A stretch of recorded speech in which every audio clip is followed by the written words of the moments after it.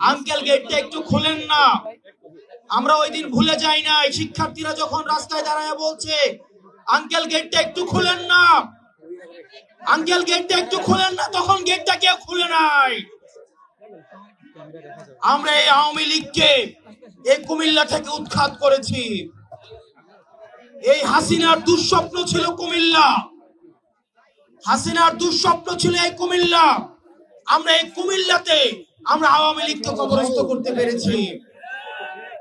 প্রিয় সহযোদ্ধা, আপনাদেরকে সতর্ক করে দিয়ে যাই, আমরা যে আওয়ামী লীগকে ছাত্র নাগরিক রাস্তার মধ্যে তাজা রক্ত ঢেলে দিয়ে বাংলাদেশ থেকে উৎখাত করেছি, আজকে সেই আওয়ামী লীগকে পুনর্বাসনের জন্য ষড়যন্ত্র করা হচ্ছে। বিদেশে বসে ষড়যন্ত্র অব্যাহত রয়েছে। রাজনৈতিক দলের মধ্যে বিভিন্ন রাজনৈতিক দল নির্বাচনী ফায়দা নেওয়ার জন্য আওয়ামী লীগকে পুনর্বাসনের জন্য ব্যাকডোর ডিপ্লোমেসিতে যুক্ত হচ্ছেন।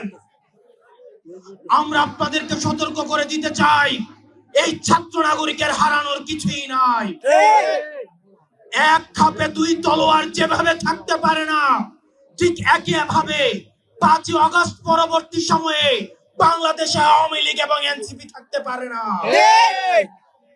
যদি কেউ আওয়ামী লীগকে পুনর্বাসন করতে চায়, উত্তরপাড়া থেকে যদি আওয়ামী লীগ পুনর্বাসনের কোন ষড়যন্ত্র করা হয়, 5ই আগস্ট যেভাবে গণভবন এবং বঙ্গভবনের যে পরিণত হয়েছে, আওয়ামী লীগকে যারা পুনর্বাসন করতে চাইবে ঠিক তাদের পরিণতি এবং তাদের ফলাফল একই রকম হবে।